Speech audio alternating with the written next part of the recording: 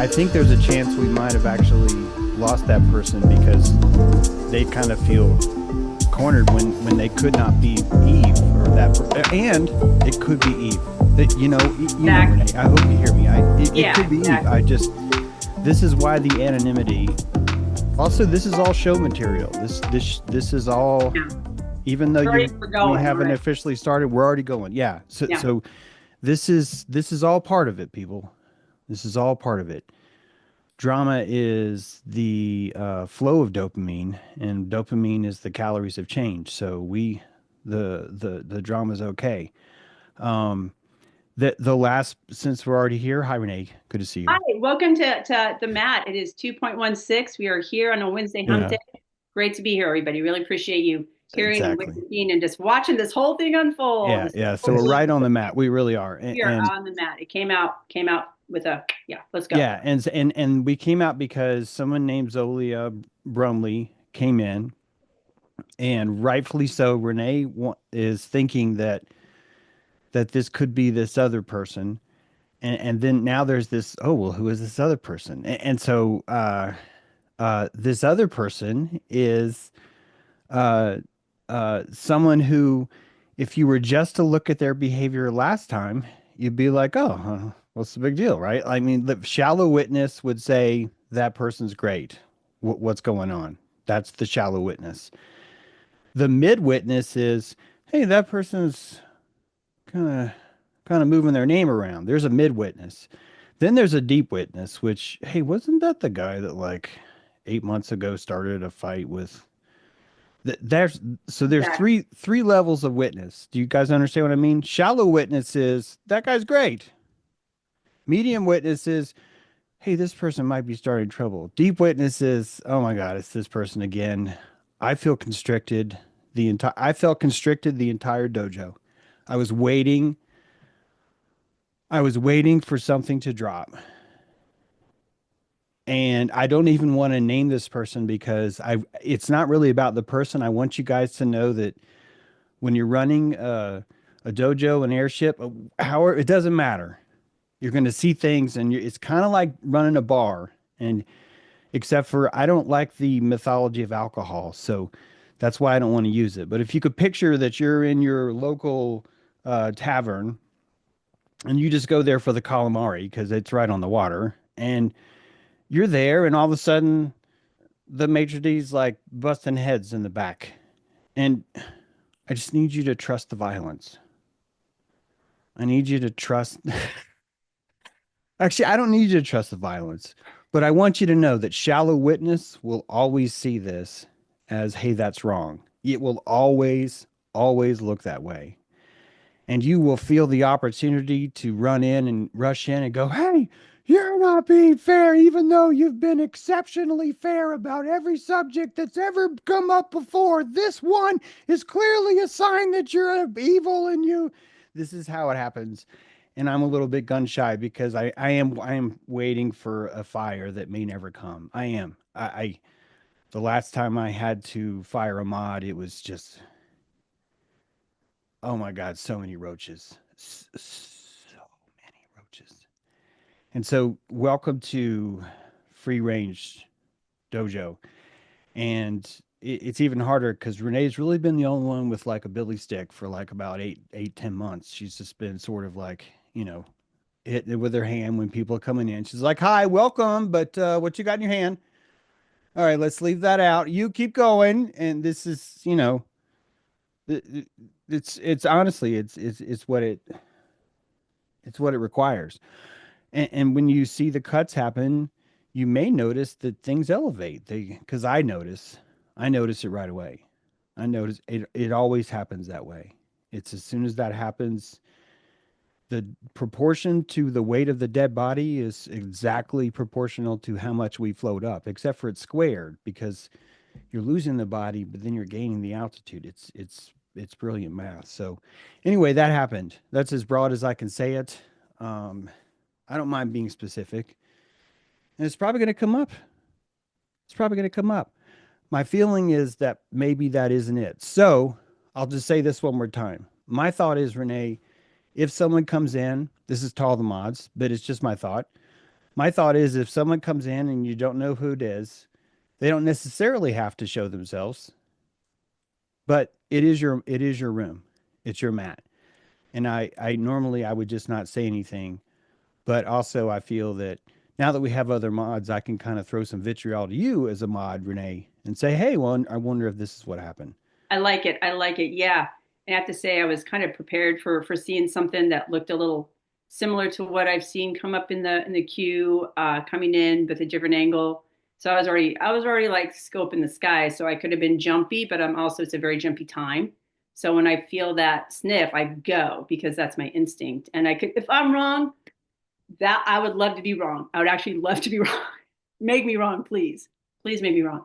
I would own that and be like, damn, maybe I'm a little too hasty, but that's okay. I just want to tell you, I had three brothers and three sisters. I'm the fourth kid, so this is my range. I range this world, going, who's doing what, and it was um, and I got a Scorpio moon, so I do a lot of reading just from a lot of places. But yeah, welcome everybody. If you are new to Airship, we excuse me, the mat. We're on the matter. You go to the reaction section. There's a little sap kind of heart like this, and there's a hand you can push up to say hello to yourself. Say hello to us, actually, not to yourself, and us and you. So that could be fun. But yeah, really potent energy. How is everybody doing? I had a very magical day. I don't know. It sounds like I don't see any hands up, but I went on an exploration to Mount Tabor with a friend of mine, Ashley, and we were looking at some really magical potential Sasquatch playhouses that had been built in this local park in the port of Portland, really close to everything that where I do things. And we went up there and we found this one structure that I had showed off on a YouTube video, and then right across the way was another one, and then there was four, and we barely moved from the spot, and we're like, oh my god, here's a wait, look over, oh, here's another one. So these amazing sculptures and art and little caves and housing and magical spots that we all found as kids, right? Let's go make a little spot. So that's what's up most likely in your park, in a park near you, when you bring the magic to the field, of like get into your inner kid that wants to go explore. There were some people walking by doing just regular things, drinking coffee and having a good time. And actually, I'd be like, hey, you guys, we had sticks, we had a balloon, we had props, we were doing a lot of stuff. Like, you guys over here, like if you look in here, this is like pretty magical. Like, oh yeah, that's fun for little kids. I'm like, I'm 56, but go ahead. Like this is, kind of what I'm saying. It's this intensive play state that is where the Sasquatch lives. It's just within the play state where you leave little things and you create little magic worlds. So that's really where this wonderful place is going. And Aquarius is just blowing my mind in so many regards, and so many beautiful synchronicities, even coming in from my shares a couple dojos ago. I want to share this with you. When I'm working with my grandfather and my sister, I feel like we really came to a point where there was a lot of understanding, and I felt his spirit was free. He had been released from having me find out about that at some point. But when I found out, I understood. I compassionated him, and can still more and more each day. It's really beautiful, the rolling out of compassion when you do your ancestral work. And this is my mother's father. So this is my mother's father, not my father's father. That I've been doing this work with my sister with. So on the day that I'll kind of ringed in, I think it was yesterday, I was looking on Facebook, and there was in this town that he lived in called Coos Bay, Oregon, where my sister now lives. Just by happenstance, she moved there about 6 months ago. So that's why she wanted to do this work with our grandfather. So after that whole thing, there was a post on Facebook that a plane had crashed in the Bay of Coos Bay. A plane had crashed that day in the Bay of Coos Bay, and I'm like, what? That's interesting. And I saw numbers. I go, I'm going to see what those numbers are. I wonder if they're relevant to this, my case of my piece, right? Right. So the numbers on the plane were 826. My sister's birthday is June 26th. So we're going to reverse those numbers. June 26th, the day my grandfather died, was her second birthday. So just to see that those numbers came in on that plane crashing this doesn't happen. Planes just don't crash, land in bays. and to have those numbers just really like encryptically say, hey kid, you got me. I will take that as a big star. And it's still unraveling. So this is the beauty of ancestral work in Aquarius. Like you really do not know what you're going to find and how they will show you their that you, they're so happy and so pleased. They'll crash planes for you. James was talking about like this is the great whales calling it in. You know, no one got hurt in this accident, which is good. But that's my just big veil thinnings, and just like you see everything kind of like in this beautiful crescendo when you're out with your friend at the Mount Tabor founding Sasquatch hut. So you know this is how the rollout goes. Thanks a lot for all like listening to that. That was a lot of fun to tell you. I like bragging about stuff. All right, True, go right ahead. Hi, everybody. That's perfect, Renee. I mean, well, first of all, I just wanted to give a weather report from Cincinnati. Um, I had a really hard day on Sunday, and my partner that I've been with for the last 14, 13 years, we're about ready to make a big decision. And we've been in radio silence. And we agreed that when this one is working on a project with a composer in Montreal, and this is a big deal. I think not only for her, but for the world. I mean, it really could be. That's about all I can say about it. So we agreed before the departure that we would go into radio silence if we needed to. Okay, for me not worrying, and the other to feel free to do and focus on what they need to do for the mission at hand. And Sunday I had Sunday I had a really bad day, a lot of shame, and I saw that in a way it was a good day because there was nobody there to help me. Nobody there. And I witnessed it. I mean, and it was, I don't want to go into the details of it, but let's say it was, it was a big release in the bathroom. Big, shameful release. And it was just like, I was on the floor. I really was. So anyway, I've been doing this Qigong practice to help with the central nervous system and the regulating the central nervous system. And one of the main components is cultivating a baby heart right here. It's really, and I've been doing it every night since Saturday. And I think that this was baby poop on Sunday. Okay. This was baby poop. Okay. Literally.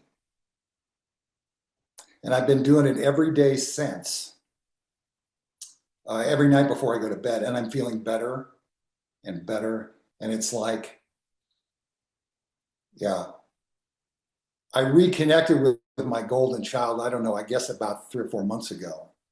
And I had left him sitting on the side of the road somewhere. After I had retrieved him, and they say, "Oh, I'm glad you're okay." Okay. And then I go about my business and I realized I left the baby seat on top of the car. So I've been working with him ever since, and now ever since I've been cultivating this energy, it's in what I would call the fifth chamber of the heart, the bridal chamber. I've been feeling much better, and I realized, I posted something about friendship. I didn't really bother me, but I had never been my own friend. I didn't know how to be a friend to anybody else because I didn't know how to befriend. James, my self-talk was just, my whole life has just been, I wouldn't treat a dog the way I treat myself. Yeah. And now I'm like, I finally, the gift in all this space, this radio silence is, I'm like walking around and I'm talking to myself and joking and like singing. I love to sing. I do karaoke. And I'm just like singing these songs, and my ego, or yeah, my ego is got this wicked sense of humor. He's real snarky. Or I don't know what you. I don't have the lingo down, but my self talk is kind of snarky too. And we make up lyrics to songs and fun lyrics, parodies and stuff like that. So I'm taking care of my three cats and the three cats that live here with me right now, and one of them's 19, and I'm being a friend to Pete because Pete is 19 years old. He was supposed to have 3 months to live 5 years ago with feline leukemia, and um, Pete was not originally my cat, and my partner realized that she was dumping her stuff onto Pete because Pete is her familiar. And she said, I'm not going to do that anymore. Pete, don't take this on anymore. And sure enough, the leukemia is gone. He's like the miracle cat. That was 5 years ago. So anyway, that's my weather report. And I'm going to let somebody else take the floor right now. And if I get another chance, I will share. That was a fantastic share. When I separated from my I call him my husband, great guy. The next day, and it was just like I created my own separation.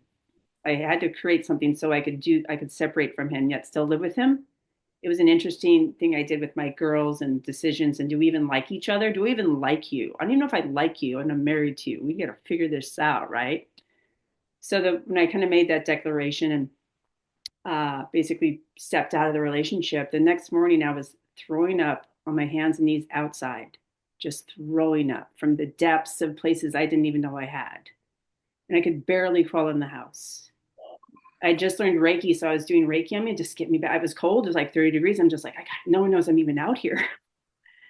And so I can relate to that. But such good work because you see how weighed down you were now, right? You Yeah, see the how timing. Yeah. the lining of your worm just needed to get that. Yeah, beautiful, beautiful work. Oh my gosh, so proud of you, True. This is such beautiful work we're all doing together. Thank you so much, Alex. Your hand was up, correct? Next, James. I still kind of have this thing where Alex, yes, Alex, go right ahead. I see it now. I got it. Perfect. Okay. First, I wasn't here the other night whenever Lori, I believe, did her Miss Lauren did her story, said her story. I just wanted to congratulations, girl. I mean, for what you went through. That's terrible, but to be able to smile after you seen that. My first fiance. I'm sorry.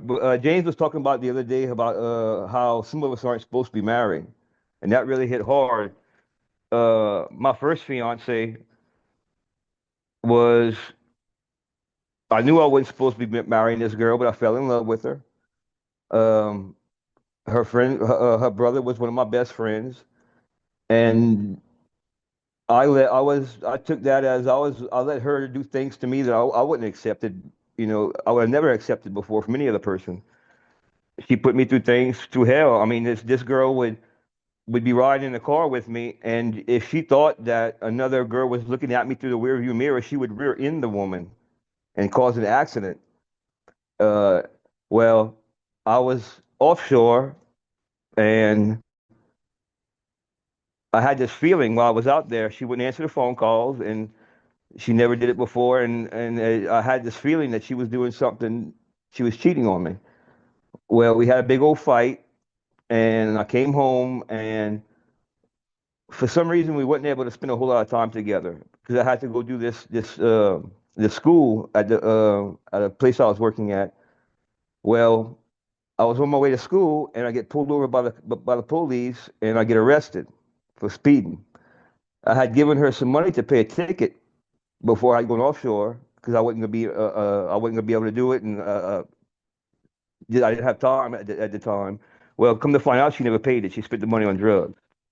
Well, while I was in jail, she takes off and goes cheat on somebody with some dude I had problems with in high school, and gets killed on the way home driving my vehicle.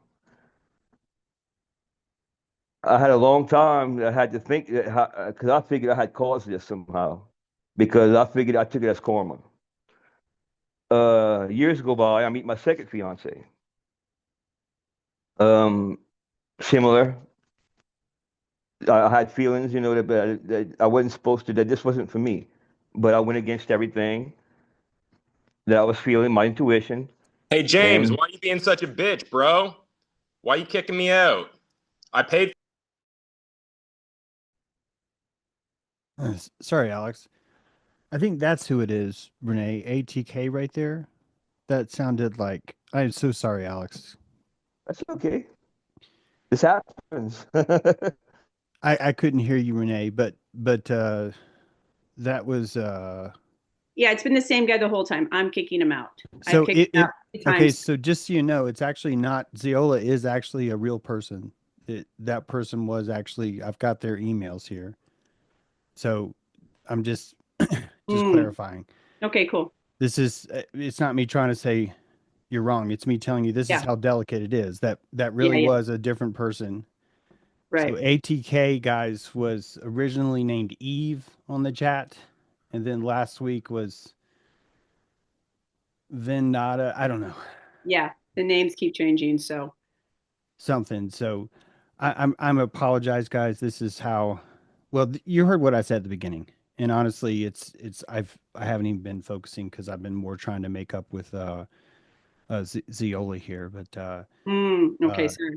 Yeah. and it's all good, Renee. I It mean, was it was something that was supposed to happen. The dolphin to dolphin thing. So I'm glad this.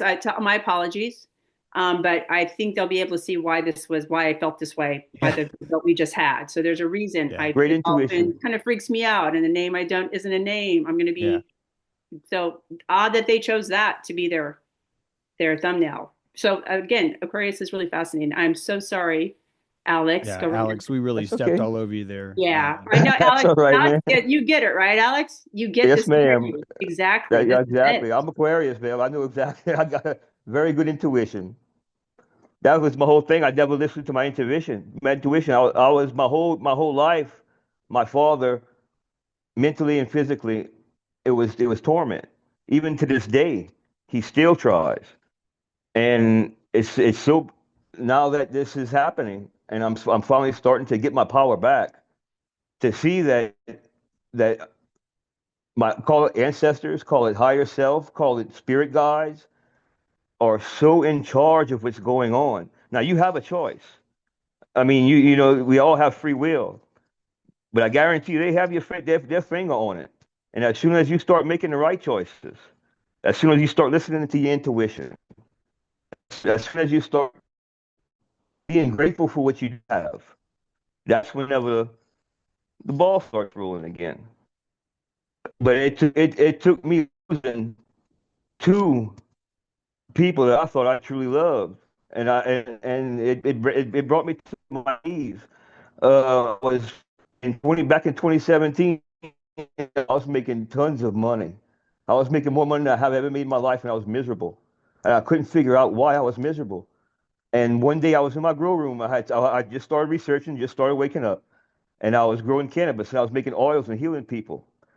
And I had this. I said, Father, I don't know what your name is, because my parents would drag me from church to church to church for church my whole life, and they would call themselves Christians, and they would raise their hands and glorify their God, and they would come home and beat me and curse me lower than a dog. And I figured if that's a Christian, then I don't want no part of your God. So my whole life I was angry at it, and finally I just came to the point where I accepted. And I said, look, who's ever up there, if I am supposed to be at this job and I'm supposed to be living this life, I want to be happy. I want to change my belief system, change my feelings, whatever. Change it, or I want this job to go away. The next day, I got in that car accident and he fired me. And I wasn't even supposed to have been fired. I was supposed to actually have gotten another truck because the truck wasn't even operational anyway. It was bad. They had bad brakes on the thing. But I took this as it was time to move on, and then that's when everything started flowing into place, and then things. It's just awesome. That's all. I just I thank you. want to thank you, Alex. I want to weigh in a little bit on this because if you look at everything, the reason why I keep using calories as a word is that if you look at everything in that way, if you adjust your posture about something and now you are collecting more calories, it's very possible that that's going to look like a net loss. Your abundance is going to look like a net loss. And it will feel and look like a net loss because you just improved your posture. And the reason why is because you now can afford the luxury of seeing how fucked up your posture was. It's like you can now afford that. You can just look at it. You don't get to fix it, but you get to actually go, oh my God, I have to look, I have to look, I have to look. And now you're looking at the injury, right? You've stepped outside, you looked at the tire, and now you can afford to see that there's a nail in it. You can afford to see it. This is a luxury you gave yourself. You know how this works, right? You get it. So this is an off ramp to our new posture. There's an immediate off ramp as soon as you level up. Every time you level up, there's this emergency off ramp that says, well, hey, if you don't want to fucking do this, man, don't worry about it. We can call this a disaster right now. We haven't even hit highway speed, right? But we can call this a disaster right now. And this is a safety mechanism that you hallucinate, quite frankly. And I swear to you, if you stalk yourself, if we get to this place where I can walk around the room quietly behind True's head and say ego and him not freak out and him go like, I don't know if he means good or bad. I don't fucking know. It's just voices in my head. And when he understands the difference between when all of us do, then only can you see this in yourself and watch really ultimately the reason why you don't want to level up is because you've already done the math. I'll give you an example. When I'm ready to level up, I'm going to have to contact the IRS. I'm going to have to do that. It sucks so bad, it hasn't even happened, and I can still taste how much it sucks. That's how much it sucks. And when I'm ready to afford that, it's going to hurt instantly. The second I can do it, I can open my ear, I'm going to hear it. And that's been my energy body for years. For years, this has been my energy body. I swear to you, that's what's been happening. That's all. And I've decided, hey, hook it up. I got a pneumatic tool set and I can hook it up to this leak and I can use this leak to save power. And that's brilliant. It's brilliant. If you cannot hear this is a brilliant idea. Like you can set up a balloon business. I'm in a birthday balloon business and I'm filling up balloons. And I can go to the park and I can do this. And it's all coming from me. It's all my own helium, but I don't fucking know that. So to me, it's free money. It's not free. There's nothing free about it. This is part of my immune system. I can, by the way, I can give you exact details to the moment when I lost this part of my field. It was when I felt betrayed by a government system that listened to a sheet of paper that really fucked me. And that sheet of paper was sent by a lawyer, by someone that I used to be married to that just really just burned me because it accused me of lying to the IRS. And it's this whole thing, right? It's enough to where it punctures me, and it punctures me so much I cannot afford to look at it because I already felt betrayed. And when the IRS decided to pile on too, I was just like, you and me are fucking done. You and me are done. And I still stand by that decision. I think it was a good fucking call. I've had zero remorse through that. But as I raise my posture, I want that immunity. I want that to go away. When one of my friends shows off and they're like, "Oh, I got to go pay my taxes." That's all I hear is when someone says that. I'm just like, you fucking sanctimonious little. That's I mean, that's why I'm just like, you sanctimonious arrogant. How fucking dare you? Oh, gonna go pay your tax. Oh, gee, way to fucking go. Like do you see? You know what I mean? Long explanation. Sorry, but you get what I'm saying. When you level up, you can see these things. This is really the. This is why I'm telling you. Once you see it, once you can truly look at it, the medicine kicks in. Once you can truly look at it, you've already won. It's just being, can you afford to look at it and stare at it, to look at it, don't turn away, look at it, and get on the freeway, you know? You'll find other exits. You will come up with a million excuses if you can't handle it. I believe in you. You will find a way to get out of that. Anyway, that's all I got. Thanks. Thank you, James. Yeah, I think that's a really, just such a great way to point everything out in this, this you have more energy now. Like, well, how do I fill this with what's in my balloon? I'm filling this up, this beautiful lift off we got. Hey, we got Spencer. Your hand is up. Good to see you, Spencer. Hello. Go right ahead. Hey everybody. Um, Thank you so much for letting me come on here again. Yeah, I don't know what to say. I guess I should just start at first just like I'm in New Jersey and there's a lot of great parks around me, and you had mentioned like I went to a place just last Saturday that was called the Magic Forest that was really close by that I didn't even know was nearby, and there was more deer there than I'd ever seen in one spot, so that was really cool. And um, just tying in with like how much of that is like ancestral spirits, and but then in the moment you're just seeing these little deer, these little guys, and it's really cool to like kind of just be in to be so fortunate to have a lot of great little spots around me to go to these places. I got a little dog, a little Chihuahua, and she has, brought me to so many great little spots and has opened up so many opportunities in that world. And I'm so fortunate because, like, just to get into just random stuff, like, uh, I really love everything James is talking about. Like he's got like it's like I don't know where to start. Like I want to tell you like maybe little bits about myself, I guess. Like I'm both my parents met doing like self improvement or like the SELP um like self improvement workshops in like so I did those things through a company, so I'm relating a lot of the stuff to their jargon, and that's where I'm losing myself and what I'm talking about. But I love that James was talking about leveling up. I guess that's what I'm like have gotten into, like was went through the like healing from self-improvement and wanting to just kind of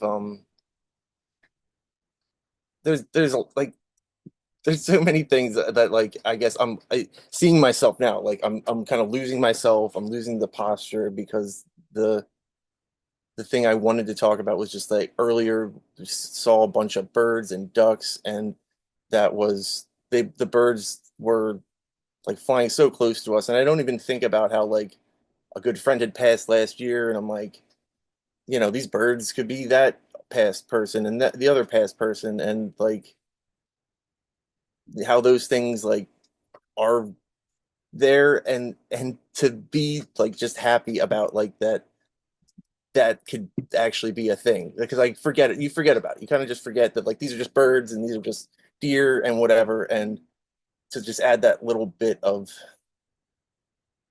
that you're like really surrounded by it all. And yeah, and that comes with like the leveling upness and the posture of like getting through a lot of like I work in a food service job right now, and like every day I'm kind of struggling with the interactions, and but I'm so fortunate to just like get to go to like these woods afterwards and like been doing like pull-ups on a tree. It's been keeping my life alive. So it's like the balance of all of these things plus like just the drama of being on here right now and just in my like own little uh scaredness of it.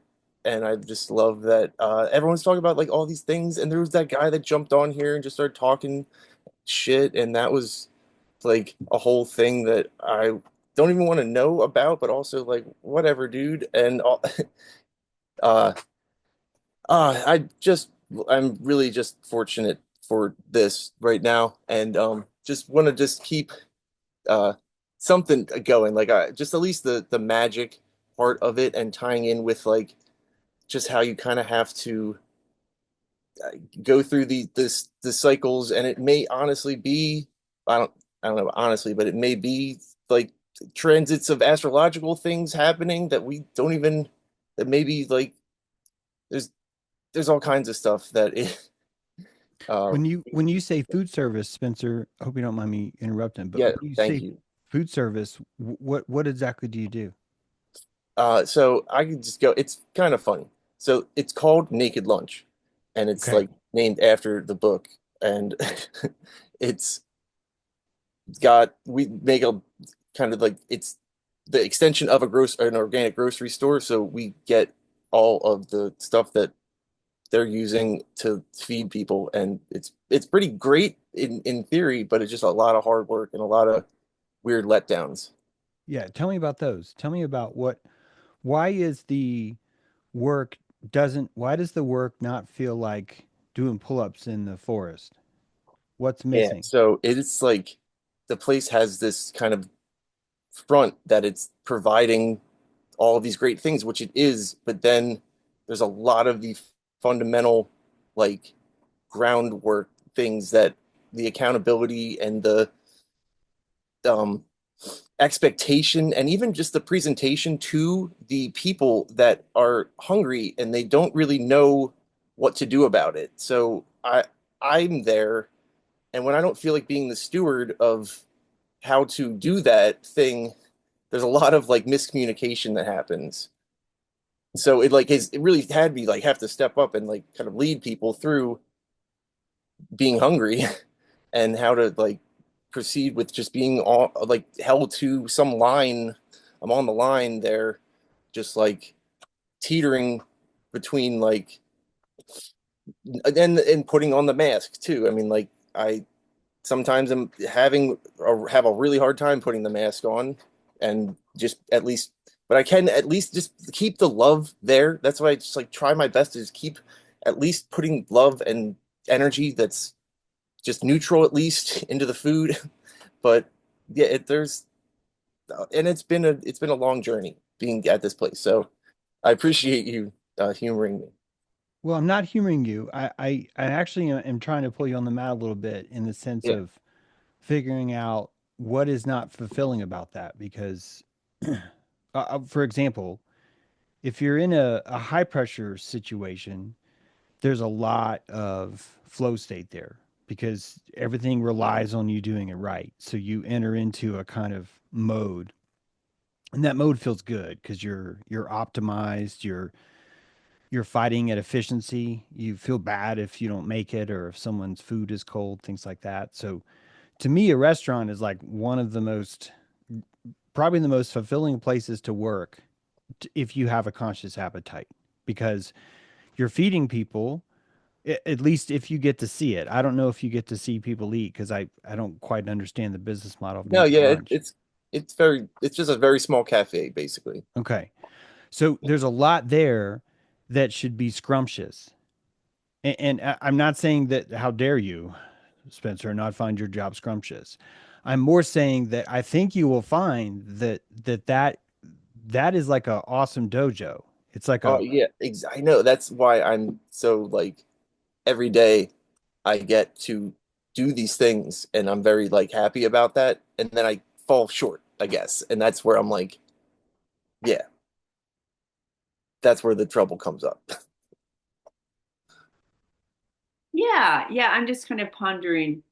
Well, I'm just so no wonder you go into everything's magical because you're in a magical forest. Right. That's why the magic is there. There's a place called Enchanted Forest, not too far from Portland. Like, I love Enchanted Forest. It's just so much childhood is there. But often associated with childhood is like maybe feeling left out or feeling like you don't have anybody to play with, you know. But now when you associate back with your caw, then you are your best friend. You've always been your best friend. Yeah, and so I mean, it ties in just great that I'm an only child, that so like I basically just hang out with myself. All I've gotten used to that as just the solo thing, and I mean, I'm super fortunate so much to have like an awesome partner and the dog and everything, the awesome job. I like get to be on the dojo spot. I know it's all like lined up in such a great way, and I love that y'all got to like listen to me This fumble line through was meant, Spencer. This line was yeah, meant. like thank you so much. Please, if anyone else wants to keep it going, I unless you want to just keep it magical, I guess is what I'm You are going. inspired. I'm inspired, Spencer. Thank Thank you. you. Thank you. Very potent, beautiful energy you got there. Hi, Mark. Hi, welcome. Nice to see you. Thank you. This is my experience with the dojo is pretty short. It's probably within 10 days that I noticed that this is here. Can you hear me okay? Okay, great. Yes, yes, welcome. Yes, we can hear you great. Sounds good. So yeah, it was I think I caught James. It was more of your rant about people's minds being like veal, and I found that kind of funny. And now this is interesting take. And so I was just kind of checking in and out here and there, and I was watching. Well, I came onto this, and what I was seeing is, I guess people willing to face the crucible of themselves, and the mind and perception. I go, that's really compelling because it's rare, and I look at my own BS that I, work with, and my, well, it's required, to change one's perception of anything to keep moving along without being wallowing in one's own violence or judgment and things like that. So I thought, I'll come check it out. I got the email invite to check out the Zoom. Oh, I'm here. I'll just come in and say hello. And, and I could be like, where I'll tie it in and can be honest about that. One thing that I was looking to resolve within myself is the resentment that I've been carrying about the behavior of people in the great toilet paper crisis of 2020 and how it's carried on through now, through the destruction and the dissociation, and how much it's really kind of through a serious obstacle into my life, what I do, and then still to deal with that. And everyone's like, oops, did we do that? Sorry. Not even sorry. Oh, well, I guess, shit happens, and then moving on. And so I look at that, okay, well, no one's going to, and I live in a country where the use of sorry is pathological, like Canada, and no one says sorry for this. And it's humorous. And okay, so this is the only one's left here to resolve this within myself is me. And so this is part of the exploration of just checking it out, and this to say, hey, it's courageous of all of you to come in here and be real in a place where not many people do that at this time. So that's really lovely. Right on, Mark. Thanks for sharing. There's nothing wrong with resentment to those people. Um, there's a lot there, and holding them accountable is, I think, always constructive. It's pollinating. You're showing autonomy when you're holding someone accountable for their behavior. You could say that you're torturing them, or you could also say you're respecting the hell out of them when no one else would. And there's a fine line. And really, it's going to be a matter of how much can you afford, which is why why I tend to talk about, just you just want to pollinate your environment. You don't really want to change it. Um, and the only thing I'd say is that resentment does sound like a resistor of energy. So it could be that you're losing some calories that you could keep as all if you weren't resenting them. Mm-hmm. And the only way I know how to not resent them is you'll find that the wrench that's been thrown in your gears is actually just reality. It's just source reality, meaning that you thought everyone had their shit more together in 2017. You thought that everyone was more in their spine and kind of just rational and stuff and like firm and aware of their personal rights, strong boundaries, good scrupulous discernment about the government. None of that shit is true, but it was nice. I mean, we were there. We were like, yes, everyone has got their act together. But really, it's a kiddie pool.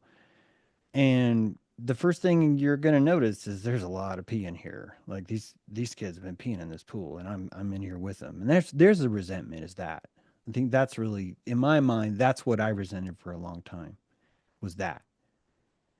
And there's really no fix for that unless you just leave the pool. And you leave the pool by creating yourself. And I think you already have. I don't think it's possible to watch me without doing that. But there's always a residual you still in the water. There's always a little bit of that that hasn't been disassociated yet. And it more has to do with your identity came from the way everyone was looking at you. And so you end up disappointed in them because you realize that they're pulling your identity down too. Because it's all pee water. It's all pee water. It's just, you're the whole time, you and me were like, this thing isn't heated, is it? We're like, nope, it's not. This is not a naturally heated pool. It feels this way because it's pee. This is not a hot tub. And we were really telling ourselves that. And this is actually the expensive part that means you're ready to level up because really this is the hardest part is because I think once you realize that you can fully kind of dismiss the embarrassment is what gets you out. It gets you out of that the embarrassment because we remember when we were spitting water on each other like 5 minutes ago. We were like, but we were playing water cannons out. It's like, yeah, it was coming out of my nose. I know. But urine is the cleanest substance really around. So really, we're just Windexing each other, and everyone in the pool is actually just doing. This is who we are. This is the crop we came from. It's always been that way. No one's actually misbehaving. In fact, everyone's really had a hard time. The Corona was a hard time. It was an adult swim when people were just not ready and they freaked out. And it freaked you out. It freaked me out. We stopped digesting during that part. But really, the resentment is more for ourselves because honestly, if we had all this all over together again, if you would have stayed confident and in your spine, nothing would have happened. You would have been fine. And if you could have looked at government for what I think it is now, and this is all for you to decide, but if I look at government as always trying to appeal to the least common denominator, government's doing its job. They handled it pretty fucking well. They were like, look, we need a base immune system for the worst egos in the world, the ones that have zero self-worth. What are we going to do? We're going to inject them with a corporate magic. They're going to feel the magic of the corporation. A government sponsored monopoly is power of belief encapsulated. And the only people that are ruining it is all us fucking truthers out there going, you should doubt the vaccine. And these people are like, I need this base lowest common denominator. But all of us are playing objectivity. All of us are insisting that we have to know what reality is, and everyone has to see reality the same way. And you're never going to pull this off in the kiddie pool. The resentment is about us and our inflexibility of understanding just how desperate the lowest common denominator is, just how important it is that they pee on each other and call it a hot tub. Like it's necessary, and it's where we came from. It's going to be embarrassing, but it's only embarrassing because you want out, and you want out because it worked. It worked that way. So and I'm not encouraging you to change. I'm more just glad you shared, Mark. But I do think that the resentment is part of that journey of how much taller you are now. That's Can I have a yeah. question just to clarify what you said exactly? Please. So, I mean, you define what you mean by embarrassment as to what? I think that whenever you level up with your posture, you're going to look back at the posture you had Mhm. and either see naivete or shame or embarrassment about where you used to stand. And that embarrassment is not, this is a fielding, it's a good field to have. And it's just a measure of distance. It's a measure of psychic distance between where you were and where you are now. And that would feel like embarrassment, or I think it could be confused as resentment, to be honest. I think that is it's going to look exactly like the flavor of resentment. And when you can resent something instead of being embarrassed by it, you're not having to judge yourself. You're judging the people that you used to hang out with. Do you see what I mean? It's a clever way of having the same feeling. It's in the same candy coated shell. I'll contemplate that for a bit, and I'll play with that and just see. I mean, I I get a level, and I'll see how that applies personally. Yeah, and I'm sure that I'm not right. I only have just one little facet, and I'm trying to impress you because it's your first time here. So there's that too. Well, all right. Thanks, guys. It sounds like there's some stuff to mull over, which is always good. Often I mull over a lot of things that I even say. All right, we have True Knowles. Go right ahead. Good to see you. Yeah, I just had two quick things. First of all, Mark, thank you for saying whatever you say, however you meant to say it, because as you're talking about COVID, this memory popped up in my mind. I almost start crying right now. I worked for a soft drink company, and for I don't know why we were considered essential workers. I don't know. So we were out and about, and I remember, and I'm like, back in the day, from 2020 before, I was always anti-vax. I haven't been to a doctor since like 2002. I got cataract surgery, but that's the first time in over 20 years I've been to a doctor. So I'm like, vaccine, rah, rah, rah, rah. But the very first day, I remember that people were lining up for vaccines. I was there. And what I saw was a line of people, 20, 30 people, all standing there like their eyes are this big, scared to death. I saw a bunch of scared kids. And it just is like, oh my God. Now my vaccines rant came back, but it wasn't like, instead of like, it was like, just that one experience reduced my resentment toward the medical community by that much. It was a really cool experience. So thank you for helping me remember that, Mark. Spencer, just in terms of what has always helped me with John, and I'm not stepping on your share, I'm just sharing from my own experience, is provide, in my imagination, I create something bodacious to inspire me. Like, for example, I do rideshare, okay? I've done over 14,000 rides as a rideshare driver.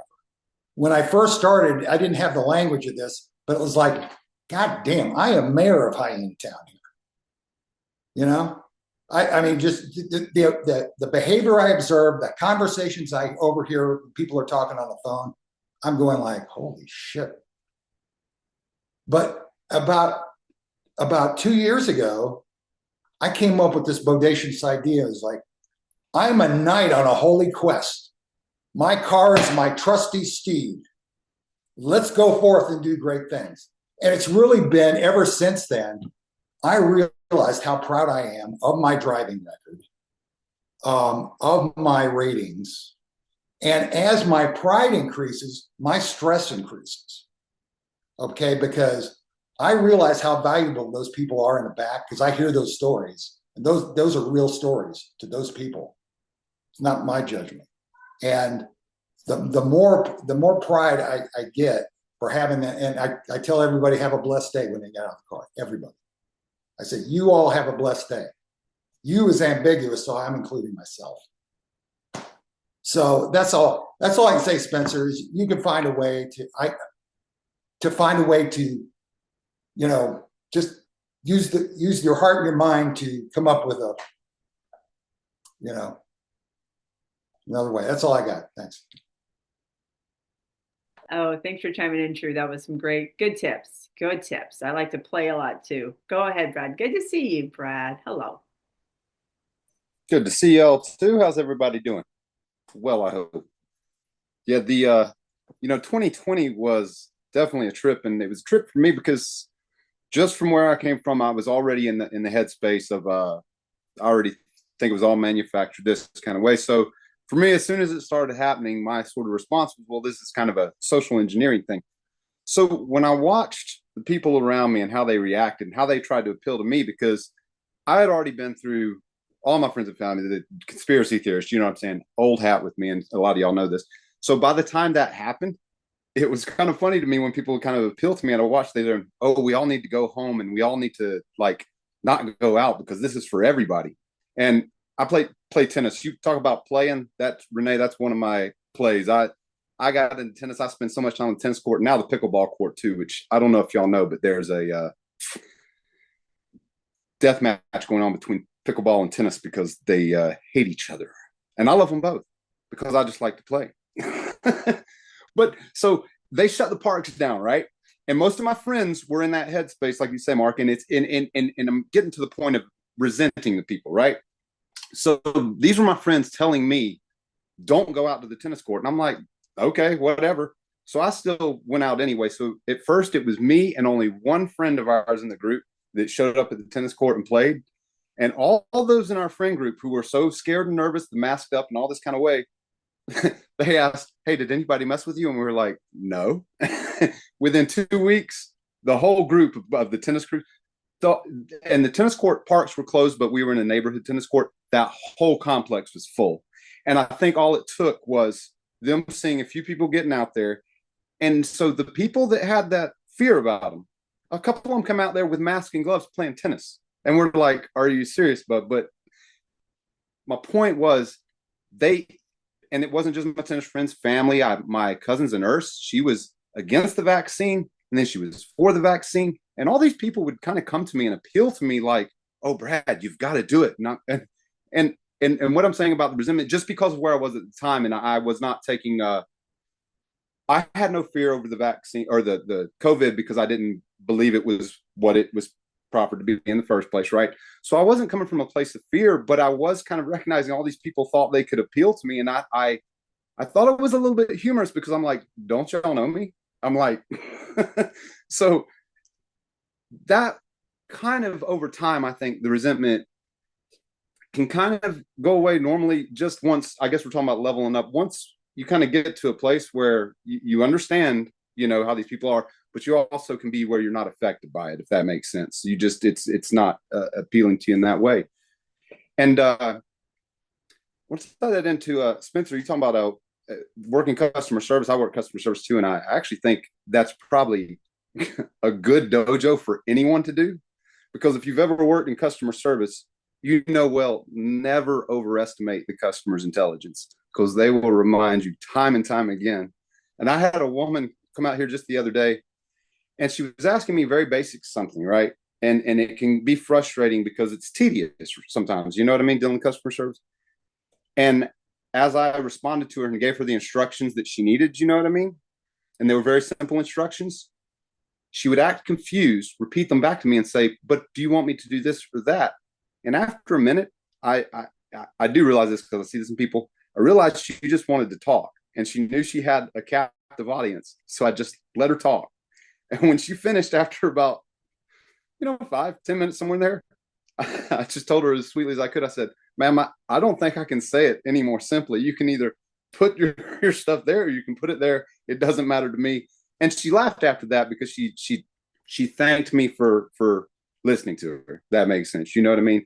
And so much of dealing with customer service in that way, I do try, because Alex, we talked about before about kind of making it a game as you go into the world. And I do the same with the job out here. It's just like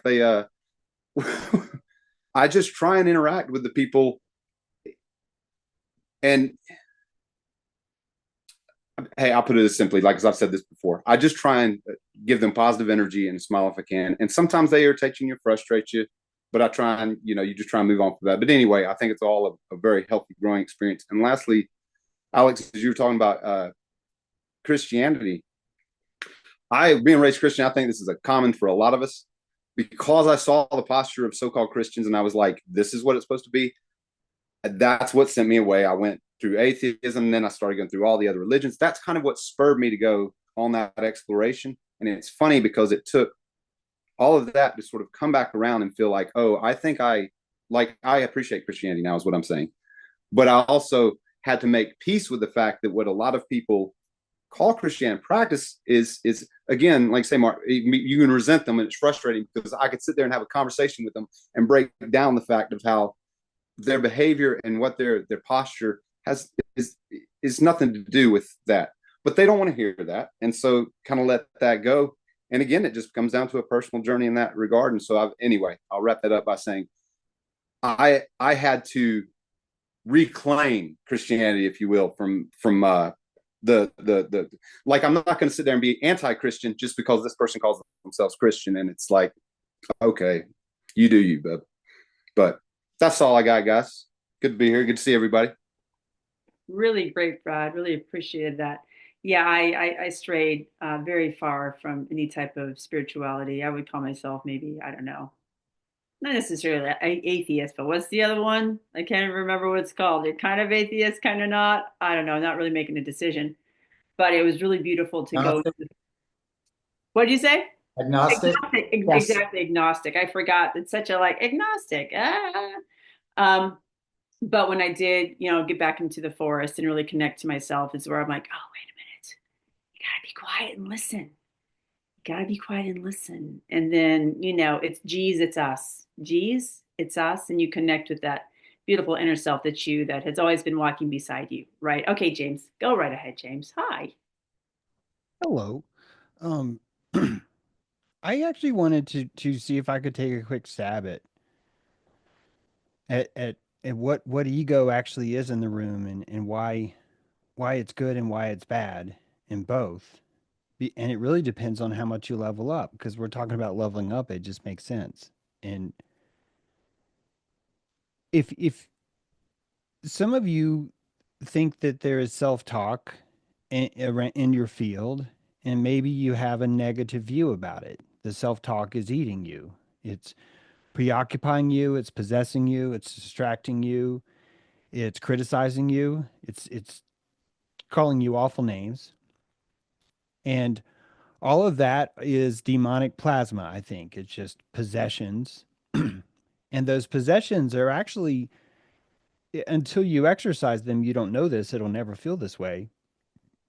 But once you exercise them, you'll notice that that plasma comes from you. It's you. You've collected so much electricity that you don't want to uh, be seen still. You don't want to be too tall. So you're taking the extra electricity that you collected and you're just possessing yourself with it. So you insert self-doubt, you insert haunting, you call yourself names. This is how you would keep your airship down at lower levels. This is where it's safe. No one's gonna, if you fall, you're on your knees. It's no big deal. Nothing's gonna happen. It's a good strategy, a good technique. So at this point, ego is going to look like it's not you because you're probably just calling the lead demon that possesses you ego, and you're saying that's just ego talking. That's just ego talking, and it makes sense that way, I guess. But it only makes sense because you haven't exercised and followed the plasma string and it realized, oh, it's coming from me. That's me. No one else possesses my reef but me. I'm given the image of someone else and I'm like, oh, this is great. I'm going to possess myself with this. And you go out and you collect fish. You scour Craigslist and, oh, here's an island rocker. Here's a rainbow trout. Here's a marlin godska. I don't know what fish are, but anyway, I'm going to take this home, put it in the tank, see what happens, and all these things. And you still haven't really found yourself yet. When you start to value yourself more, really, when you have trust, I honestly think you stop talking about the ego like a bad thing quite naturally. And how do you find trust? I think you have to distinguish which voice is which and what they all mean. And you might be told, well, you're supposed to trust your intuition and you're supposed to silence all your voices and remove all the doubts from your head. And you really don't know which one's which. You really have no way of explaining that. And so even though you try, you just think you're supposed to empty the voices in your head. You're supposed to empty them. You're supposed to empty them. Then if you get into advanced techniques of meditation, they'll tell you, well, if you can't empty the voice, then you just listen to it and you give it all your witness. But you're doing this because you're trying to outstare it.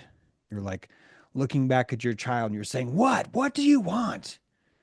And you're expecting the child to just dump out all of its needs from now until it's 18 and just give them to you all right now so you know. Then you could be held accountable and you can turn around, you could start fashioning a way to get rid of these lists. And you haven't met your ego yet. You're just playing with more demons. All of this coming to ego is owning yourself. You have to defend yourself in public. You have to defend the ego in front of a stranger. You have to literally say something as simple as, hey, I don't know if ego's so bad. That's all it takes. You don't have to win. You don't have to stab them with the fucking sword. You don't have to cut their head off. They don't even have to agree. It don't matter. None of that matters. What matters is that you stood up for yourself. If you do that enough, all of those demons are hand puppets. They're toys. You place them on the mobile. You go out to work, you find a rude customer, you're like, oh, I'm gonna let this possess me. And you allow it into your reef. This is fun for you. This is a joy. You play with this thing. You have no distractions about who your ego really is. You really don't. You also don't blindly trust your spirit animal. If you really think about who you truly are, there is this tuition. That's the price of now, the price of being here. When you go to college, you pay tuition. I am here. This is your reflexive self. Pure reptile. Doesn't have thoughts, only has feelings. Nothing but pure raw feedback. I don't mean feelings even. I'm talking about pure raw reflexology. Just that's it. No contemplation. No memory even. There's your tuition. Then you have your intuition, what you call the hindbrain. But this is a creature that all it knows is the past. All it knows is collectively how much you have fucking hurt it by pulling it into all the places you've gone. It's your spirit animal doesn't trust you. Your spirit animal feels that you don't listen to it because it's got all this pain. It's possessing you because you don't give it enough attention. And you're pretending that you listen to it. You're going out in public, you're shitting on your ego, and then you're defending, oh, but I always listen to my intuition. And you don't. You don't listen to it at all. You don't understand who it is because you don't understand. It's all your collective historical pain. It doesn't look in the future. It's your intuition. It's everything that's happened. There's no power in what's happened in memory. It's all receptive. It's all, well, here's how I felt. Here's how I felt. Here's how I felt. Here's how I felt. Here's how I felt. This is not who you are. How you felt is not you.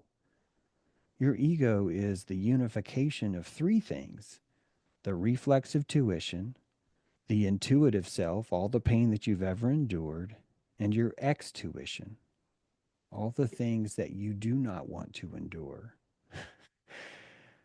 This is your forebrain. It's insisting that it can put you in a place to where you do not have to endure what you just were. Your entire matrix of your future is based on the avoidance of where you used to be standing. And this is all powered by entitlement. Do I deserve to stand in a higher place? Do I deserve to stand in a lower place? That's not you either. That's a projection of where you're going. So you're the trinity of three things. If you tap into this trinity, the intuition, the tuition, and the ex-tuition, if you really hone in on these things, I personally think you have found the ego, because it's the motion. It's the I am of what is all my intuitive pain? Where is my ex-tuitive direction?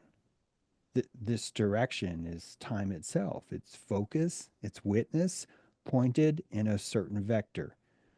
This is all posture is. Posture is understanding these things and just pointing where you think you deserve to go. This is really all you are. Everything else is a toy. Everything else is just a loop playing on the stereo. And it's all playful. You can turn it off, you can turn it on. This is at the core of who you are. And I think once you know which plasma is yours, which plasma you're playing with, all your calories are free. All this becomes fun. You find that, hey, this person just needs somebody to listen to. You genuinely listen to them. You have a prana economy with them. You don't feel robbed. They don't feel that you're robbing them, or that they feel that you're being robbed by them either. You have a good exchange. It's good because it feeds you. It's not good because you faked it. That makes it bad. That means you're the vampire. And if you're not fully involved in the moment, you are sucking the room full of electricity. You're the one peeing in the pool at that point. You're the one drinking. So I think this is knowable. I think that it makes sense that you hate your ego sometimes. You mistake the crosstalk, all these things. But once you really just look at what the brain is, this conscious thinking that we still haven't even gotten to the heart. It's if you think about your heart is literally a sacrificial victim. It's really what it is. It's a conscious entity that keeps insisting that it's run out of oxygen and that it has to squeeze every molecule it can and enrich it with iron to send it out because it's just going to die again. It's just going to die again. It's just going to die again. It's just going to, there's a personality there. You can relate to that. You can relate to your liver. You can relate to your intestines, the way it grumbles in the morning. I'm just saying, you can know all these voices. And once you do, your ego is just simply going to be what you hear from your captain's chair when you get in that certain position. And so you're going to want to love this. You're going to want to be captain. You're not going to want the government to do it. You're not going to want anyone else to do it. This is now you're cooking with gas. This is really all it takes. There's really no other definition or anything to study. That's all I got. Thanks. Appreciate that, James. Someone to say, and how? All right, go ahead, Pi.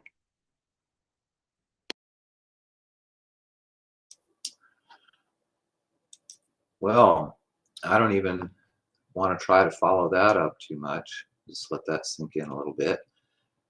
But as far as like food service goes, just having been in that position, I found it to be kind of a shamanic position, or it can be, even for. That's why people like seek it out, like in the co-op where I had my experience, and they seek out that witness of a dilated, perplexed audience and the dilation that it brings from that. And you can, and you might not be that aware of it. It might just seem that a person just likes that, but you can use it as a position for that. And what I found is, well, here's just one thing that's interesting. Almost every time I go shopping, which is like the only time I'm there, I don't work there or anything now, but there's almost no time where somebody doesn't ask me if I work there, even though I'm not even remotely dressed or, in the uniform garb that everybody's clearly wearing. But it's like, it's as if I carried that field that I learned from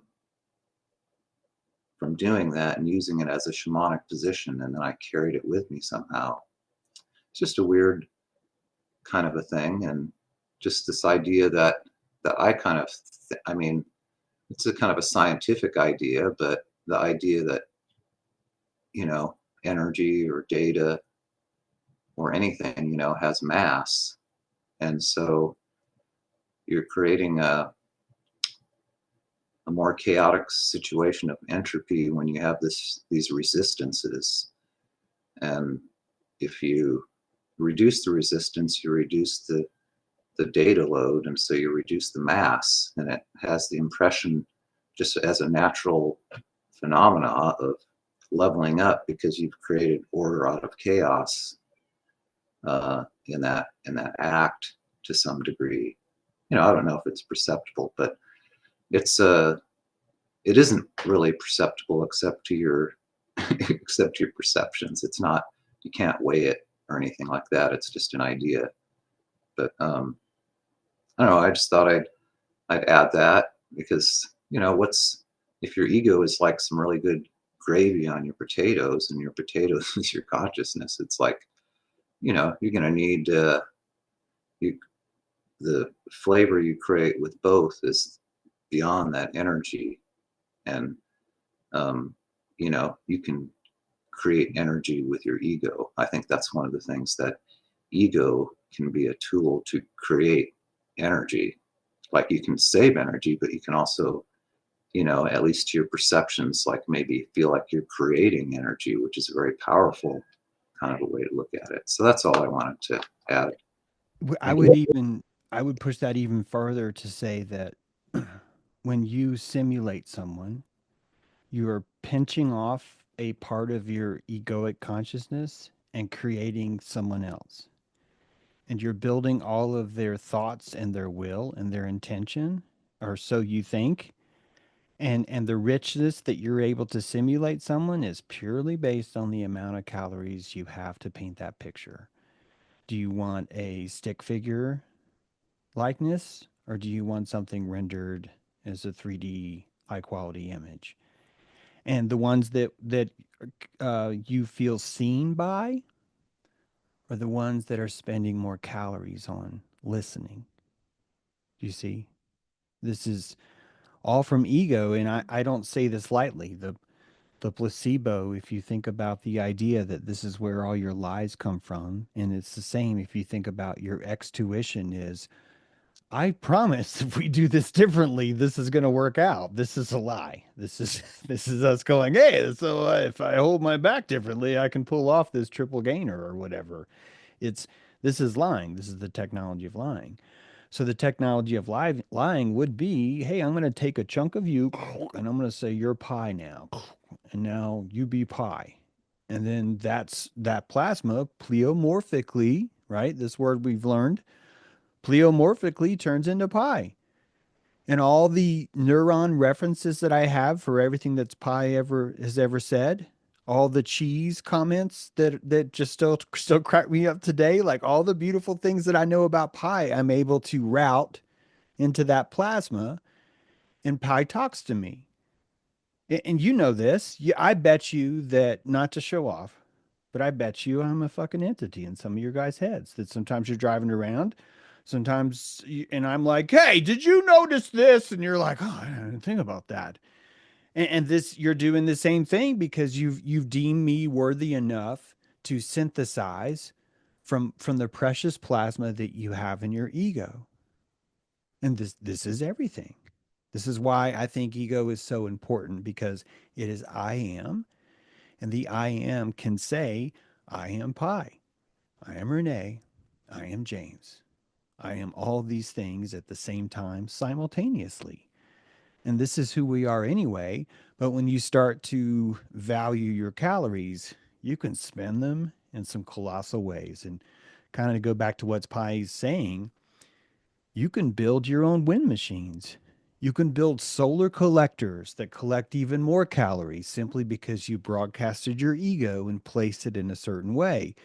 So you amp up how serious you take your ride share. You amp up your posture at work when you're serving food. You amp up your posture when you're doing a consult or cutting someone's hair. All of these are collectors. In fact, they're decollectors if we want people to think bad at us, right? We can slouch, we can phone it in. And these are clever ways. We'll use the excuse of we stubbed our toe, but really, we're just looking for the off ramp. Really, that's what we're doing. Because ultimately, there's a way to service someone, feed them, and have a stub toe at the same time. You would incorporate it. It would be part of your bit that day. Look at my toe. Here's your food. This is okay. But we find these off ramps, and it's always based on I can't afford this. I got to find a polite way out of this. And polite is meaning how am I going to lie to myself to do it? This is stop thinking you're going to stop lying to yourself. Stop it. Stop it. Turn around, go the other way. You're lying to yourself about everything. The reality itself is the biggest lie you've ever told. It is so saturated with perfectiveness, it immerses you.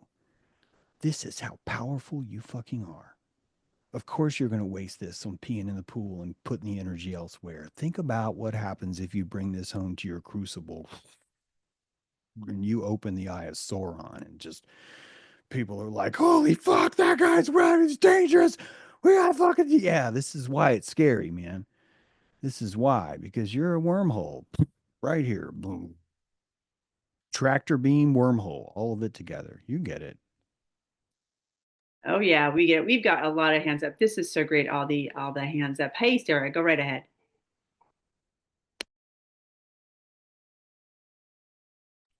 Okay, it's a little trickier on the phone to unmute, but I have a better connection. Oh, let's see. I was going to go back to forests. I think it's so cool that it's like we're sister forests, magic forest, and yours is which? And here, the one that I go to that's closest, it's called the Magnificent Forest. And I was thinking one time walking through the forests, how we name all of these forests, but it's really just like one huge forest, whether it changes the terrain and the altitude and even desert was forest once. I'm just was thinking of that, how we put the boundaries. Same with countries, really. But I was thinking about that once, and I was in the forest here today before coming back to airship, and I got to do some barefoot walking on the trail, and I will sometimes like talk to the trees and talk to the forest and walking barefoot, just um, asking the earth, the ground to absorb, help release my own induced negativity, whether from within me or without me, and then absorb, like it said that the earth and earthing helps absorb the EMFs and Wi-Fi and stuff that we're exposed to. So that's it's part of my conversation with the forest today. And then I was thinking about true talking also about this tendency a lot of us have for like this really awful self-talk, like, yeah, I wouldn't treat a dog like that or anyone else. It's pretty wild. I wonder like where, like how we create these demons ourselves, if it's fully created, if there's something that triggers that to enter us energetically. I I don't know. I battle with it, and I battle with like, um, oh, what herb can I take now to feel more balanced? It's always something, the self-medication strategies.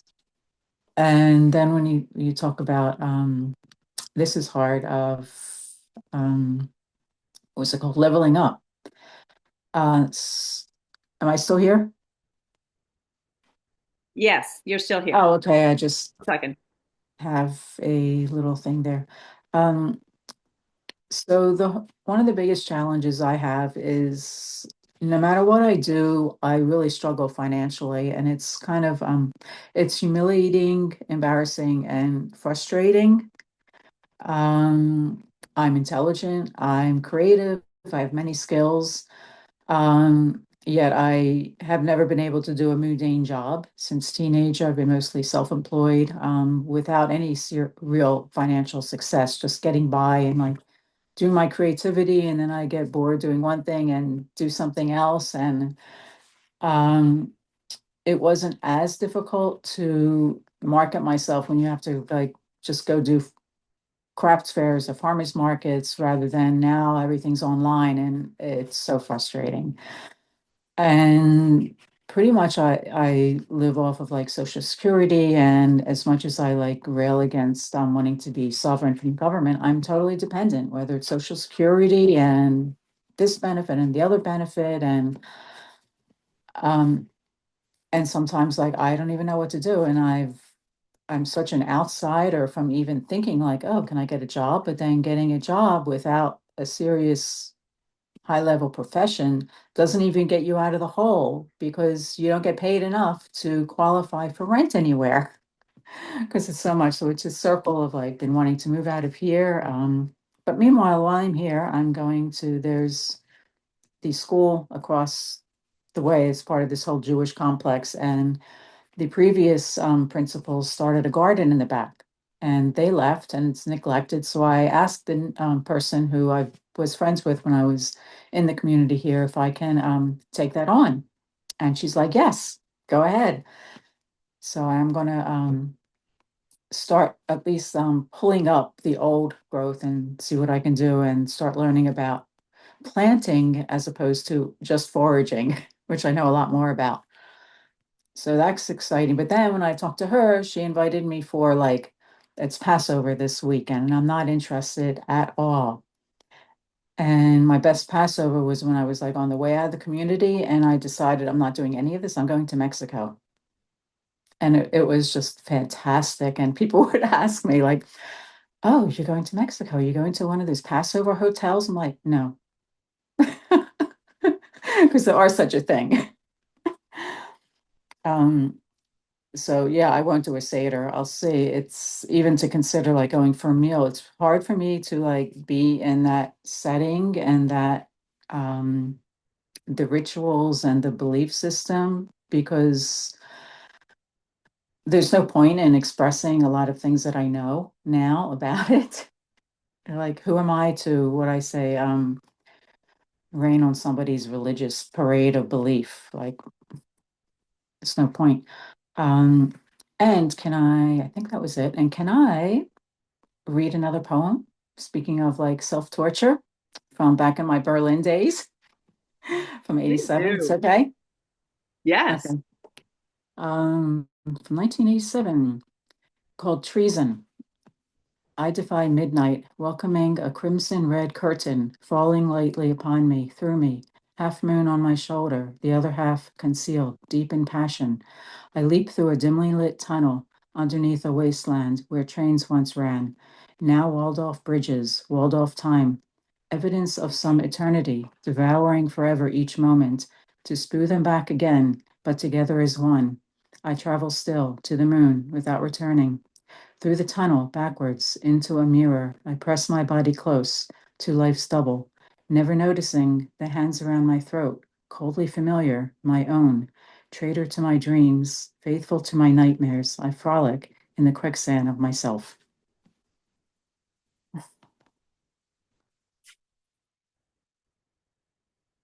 Wow. I would love you to post that on Yeah, I can do Patreon. that.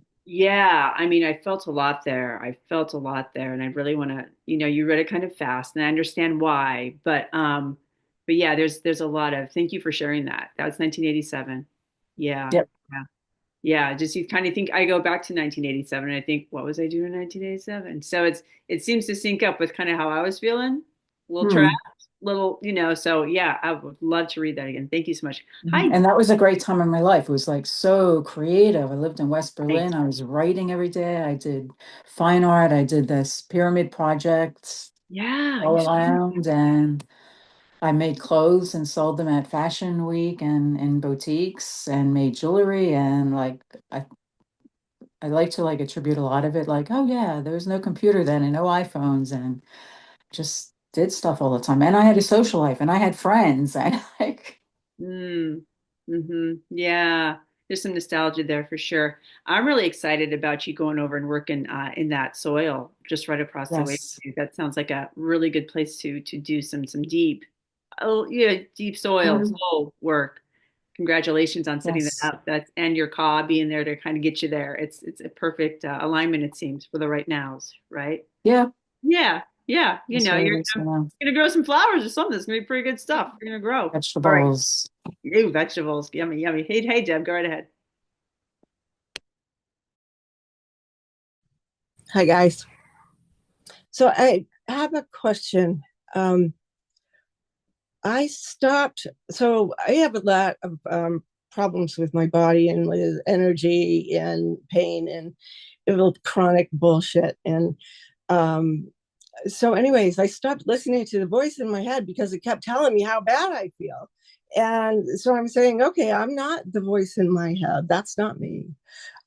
So, but you've enlarged my understanding.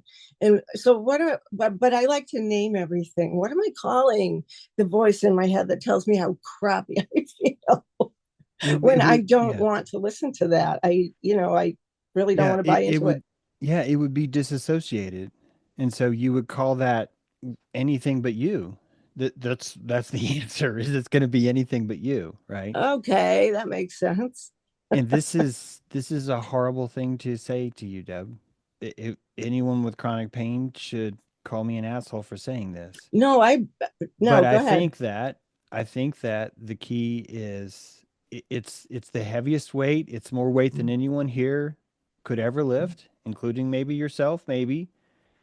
And that this is what chronic pain is. It is a let's see what you can do, and no one else has been able to do it before. And I think the way to do that is to constantly tell yourself, yes, it is pain. Yes, it is information. Yes, it is Information. pain. Yes, it is information. This information hurts. It hurts. And when you tell yourself it hurts, if you can ever catch yourself smirking because you're actually saying it HERTZ. HERTZ. If you can smirk at that, that smirk is what it feels like to not lose as much electricity as you used to lose when it was anyone but you. Because when you say this pain hurts, you are processing its information. And when you're processing its information, the pain is being witnessed. And this is what's required to integrate. You are having a liquid consciousness experience.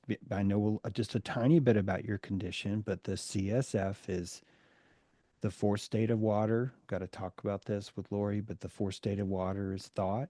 And all of this third ventricle, all of that cranial spinal fluid is thought, Deb. It's all thought. Think a lot. Yeah. And the alignment of your thoughts could be crucial to helping you in this heavy, heavy fucking weight that I have zero experience in. I only went through my little paralysis when I fell off the deck. That's not chronic pain. That's pain that lasted for maybe 4 months. That's so chronic.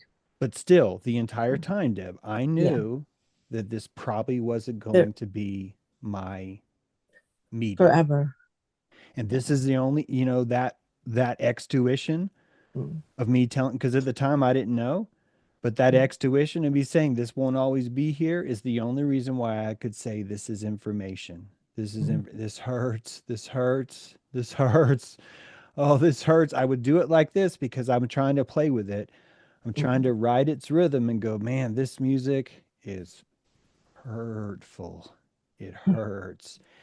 And if you can do this, if you can find the pulse of the pain, and I hope to God it has a pulse, because if you can find the pulse of your pain, ultimately this is how you witness it, because you're playing with it like a band. You're in the band with it, and you're digging its groove. You're digging its groove because you're predicting it, and you're telling yourself, this hurts, this hurts, this hurts. And now you're leading it because it feels seen. And what turns out as a pulse of pain, I'm not making this up. I've had this experience where a pulse of pain that just ripples, just ripples through me. I can't even say it because that's how much it ripples. that if you stop what you're doing and you swallow this wave and you say, yes, you hurt, this hurts, there's a switch where it turns into this orange goo, and it's like an airbender. It's like, this hurts. It's heard. It's It's heard. heard. It's been herds. It's the herding of Okay. hurts. You're hearing it. You're hearing it. And it feels heard. It feels heard. It feels heard. And every time you feel heard, you have to know and understand this is what healing is. It has healed because it has been heard, because the hurts were so fucking hurting that you Yes. had to go through a four-tiered transformative process to keep all of the information, because you want the information. The information of the pain is precisely the prescription that you need to find your way to the other side. And it is fucking hard, Deb. It is fucking hard. I've been a lot better before. I had an experience where I'm not quite sure what happened to me, but it felt like I had something shoot out of the top of my head, and I was filled with bliss, physical bliss for a few days, and then I ended up in the hospital. So anyway, but it was a huge crash. We talked about this. The second you get more calories, you can now afford to see, and then you end up in the hospital. This could be growth though, Deb. It could. This is Yeah. exactly what it could look like. That, oh my God, I've released that really, holy fuck, now I'm really fucked. And it's like, no, you're not really fucked. You luxurized yourself. You found the luxury and you spent every fucking dime on yourself. That's what you did. Yeah. I wish it would have lasted, because I knew everything for a minute. It was just like, oh, all of these things that I know connected finally into just a big, Keep uh, dwelling on that. Keep dwelling yeah. on that. Remember the posture. Know that you've felt that before, which means you can feel that again. And it could be that you're afraid of the damage that you will employ should you find that bliss again. And I need you to know that that damage was just because you leveled up. And so keep going, keep going, keep going. Right. Find it, find it, find it. Okay. All right. Thank you. Thank you, Deb. That sounds like something a lot of people could hear and learn from in our own regards. Hi, Nancy. So good to see you. Welcome. Go right ahead. Hey there. Hi everybody, I'm Nancy. um it's been a year. It's been a year this month, I think. Yeah, I'm doing well. I went through a physical body portal with cancer recently, and it literally came out of nowhere, James, and boy oh boy. Talk about leveling up. I was so prepared. This is going to sound so weird, but I'm getting goosebumps right now from head to toe. So, it was not the most devastating thing I went through so far in this life. And I actually had to contemplate, well, do I want to stay? Do I want to go? I mean, anyway, it's been a really wild ride. I've been very fortunate to it's like I heard the interview you were interviewed today, James, and it was awesome. And everything that we're talking about, it's like I just have been doing. Like for you, Deb, this is just for me, but I'm growing more value for all the things that I have held or have judged negative, or my inner critic, and I could be really snickery to that part of me. But anyway, I'm like really valuing more how much all of it is just as important, all of it. So, but I didn't for a long time see the yucky stuff as, which now it's like that's actually where I learned the most with all the yucky stuff. So I hope I'm making sense. But it's only been 7 weeks since my last. I mean, I went through treatments, but I was so proud of myself. I made him reduce stuff. I waited longer between things, and I was on my third oncologist before I felt comfortable. So I really like my posture and everything about it. Just I felt like when I was in Dojo, or when I was part of this community, I actually joined at the end of 2020. Anyway, I'm really talking a lot here, but I just really, the more we can get comfortable with where we're not comfortable, and have it be like a friend, or just it's really, that's where I am right now. Everything is just so valuable, and it's been wonderful. I mean, I've heard so many people, because I'm in the medical field, so many patients that I would interview there are just so many wonderful blessings that can come out of these really crazy experiences. And I'm grateful for it. I didn't think I could go deeper, and oh my goodness, we can go really deep with ourselves. And I don't know if I had all these tools because of, the history of being with all the people here. Just all of it. I just learned so much. Anyway, I just am so glad I'm back. And everybody's just great. Good being back. Oh gosh, I remember the last time we played together. I think we sang some music from The Hills Are Alive. The Hills Are Alive. Yeah, we had this really fun moment together where we sang together, because Yeah. there was a bit back a couple years ago when it's Christmas Eve, and I was singing Christmas carols. I'm like, hey Nancy, you sing. Why am I the only one singing here? And you're like, yeah, I sing. We're gonna sing together. So it's so wonderful to see you. I just saw you. Yeah. Nancy's here. And wow, what you've been through, honey. Like, I think about my mom when she was going through that type of stuff, and she must have been deep. Just hearing you talk about the depths you went to, I wonder where she went. And if she could have expressed that to me, she didn't know herself. She wasn't really allowed to know. You know what I mean? So it just wasn't part of her. She did. She was a fighter, though. She really tried. She really tried. And I'm here to prove it.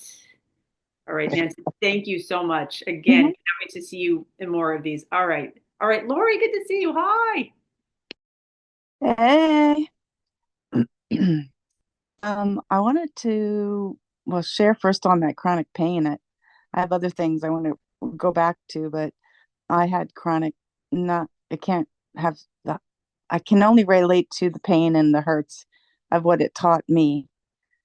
And giving my power to other people for solutions for a chronic leg pain that stopped me from dancing. I just had this chronic, I couldn't go upstairs. I couldn't bend my legs. It was really debilitating, and I couldn't walk.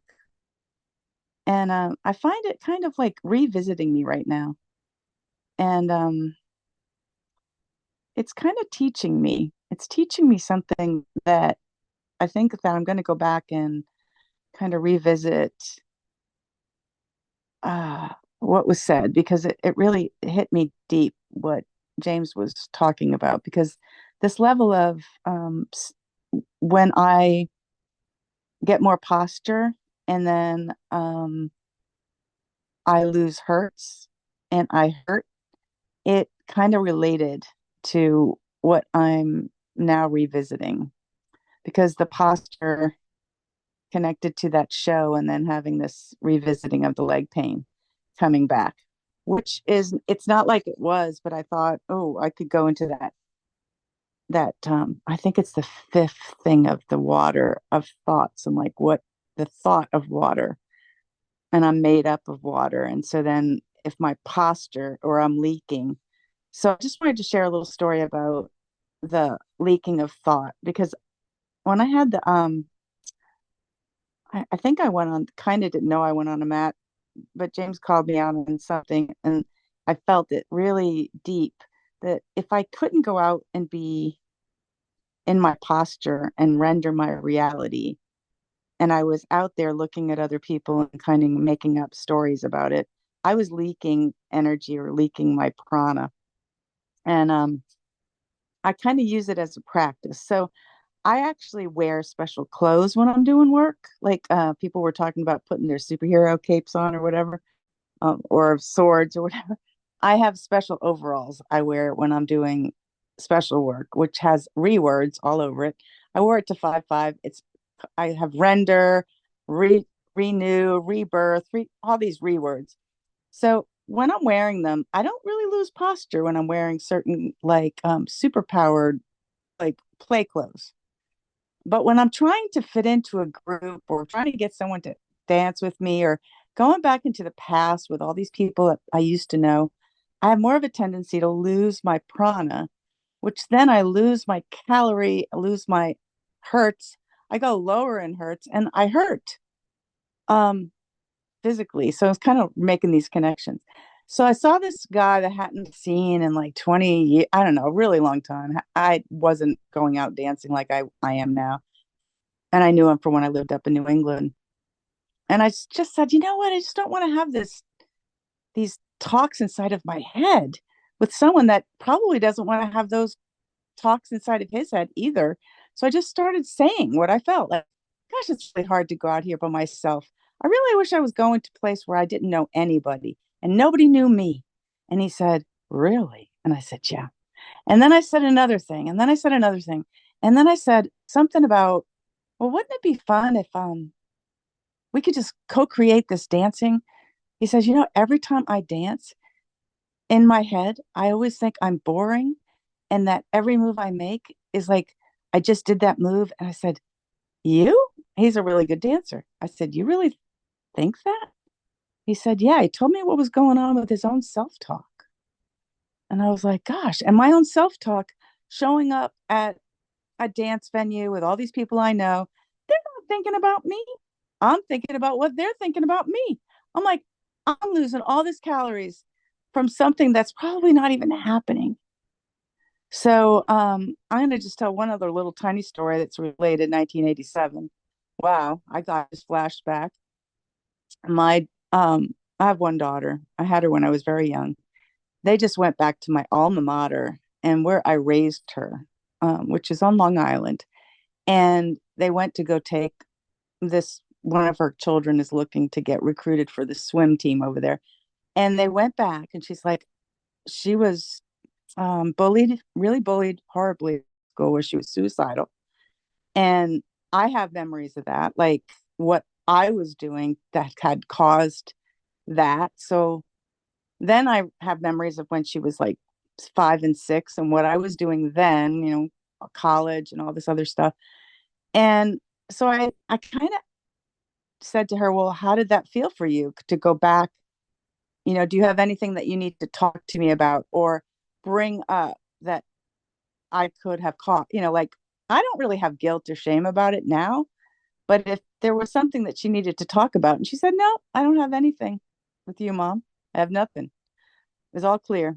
And I was like, well, if it does come up, I'm here, you know, to witness that because I have the posture now to own it. And it's like it's so even when I'm hurting, I'm not hurting like I'm hurting when I've been a victim to my pain, you know, the victim to my own thoughts.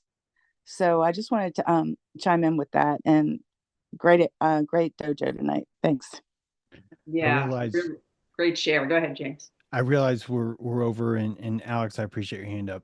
I also want to say this though. When I was at 369, I couldn't stop roller skating, honestly. I should have stopped, but I just couldn't. And then I finally crashed and I hit my knee and um my knee still kind of it just feels tight, but when I got back home I had like a throat thing and more importantly it felt like my back felt like when I just fallen off the deck.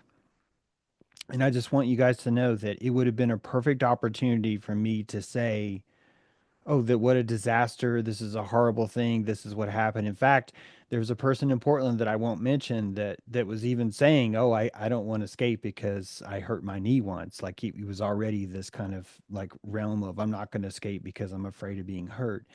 And here I was hurt and I was processing this pain because I felt the same back pain that had been here And honestly, I was really surprised because when that back pain was back, it felt like I had a door had been opened and I was able to go back into the past and enter into a stem celly healing state.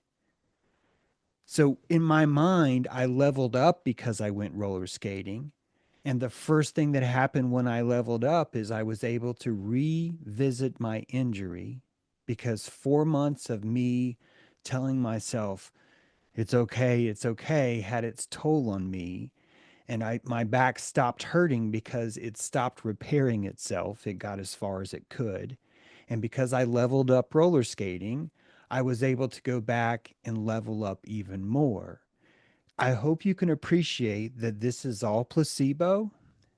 And when I'm invoking my placebo, I even told Renee I was sad because my back stopped hurting. I was sad because I felt I missed the opportunity. And I was wondering the whole time, did I honor this while it was here?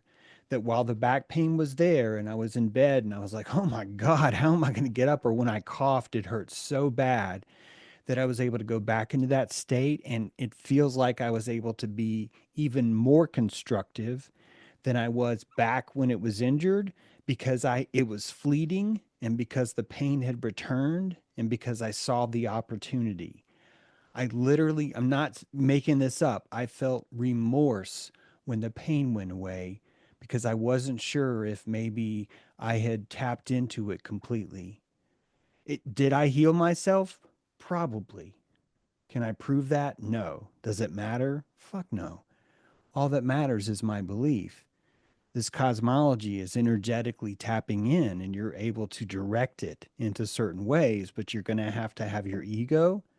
You're going to have your holographic mouse of attention, and you can put that on different parts of your body and say, yes, it hurts. It hurts. It's information. It's informing me. I'm listening. These are all the same thing.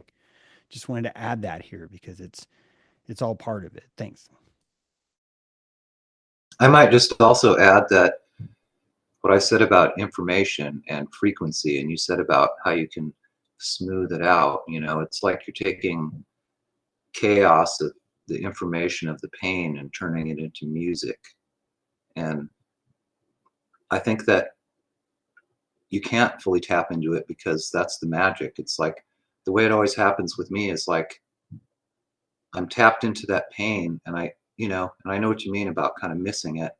And then you wake up one day and you go through your day and you're like, oh, it's been gone all day and I only just now noticed like 10 hours, but that's how it works, and I've even done it, you know, as far as like one time I was stepping over this old stainless steel shelf that I thought I'd use, and it was sitting out and it had this really sharp piece sticking out, and I put like about a 6-inch slice in my calf, exactly where I'd had this some stitches like a long time ago, and I just went no, and I just like did, I experienced its pain, but I instantly ordered it and just denied that, it was more of a denial of like, I can't, it was no to like going to a hospital and having, it was like no to all that.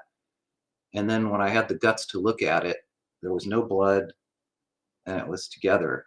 And, it was hard for me to hang on to that and believe that that had happened because that's probably one of the most instant, amazing things, besides other chronic pain, like when they want to diffuse my spine. And, now I sometimes do yoga. So anyway, I just thought I'd share that because it's like, I totally relate to what you're saying.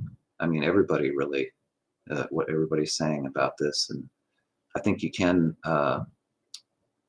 heal yourself. But yeah, you gotta kind of, in some way, embrace the pain and then reorder it in your own way, I guess, is best I can come up with. All right, thanks everybody. Thank you, Pi. That is some magical feat you did there with your powerful no and looking and like it's so that I'm just imagining you doing that. That seems like a really powerful. Good job, 11. Good job. All right, Alex, go right ahead. I just wanted to jump in on the 1987 thing with that poem. That was a beautiful poem. I remember I was either in the fifth or sixth grade in 1987, and I used to write a lot. I remember writing poetry, and I remember writing songs until that year. And I remember we were having a poetry writing contest in class, and I wrote the most beautiful poem that I have ever written before. It was called "The Life of a Nobody." And my teacher thought that I had stolen the poem from somebody and that I had copied it. And I got sent to the office and I got punished for it. I almost got expelled or suspended. And I never wrote again after that. That brought back those memories. And Deb and all those who are dealing with pain and inflammation. And tonight, I think it was 1865 or 1965. I'm not sure which one, but that was the medical system entire. That was all the medical system did with until 1865 was parasite control. Until big pharma came in medicine and big oil, all that was done by the medical system was parasite control. And these parasites flood the body, and they are the cause of every disease, every sickness, every pain. It's parasites. I had spots on my lungs. I had bowel cancer. I passed blood every time I used the bathroom. The doctor told me I had 4 to 5 months to live when I started searching for the cure for what was really going on. And I discovered what was really going on. And within 4 months, no, less than 4 months of my treatment that I had made for myself, they couldn't find any of it. I completely healed myself, and that was over 12 years ago. There is this stuff called 35% food grade hydrogen peroxide. Now, this is me throwing myself on the mat. I mean, every time I've spoken about this, I've gotten in trouble, I've gotten arrested. This is me throwing myself out there. This is what I do. I'm a natural healer. This is my calling. Ever since I lost my job, this is what I felt I'm here for. I've healed multiple people. 35% food grade hydrogen peroxide. It has to be used. It can't be anything less than 35% food grade hydrogen peroxide. It's called the 1 minute cure by Madison Cavanaugh. Once I finished this treatment, I had my eyes back, my mind back. I felt like I was 20 years old again. It's parasites.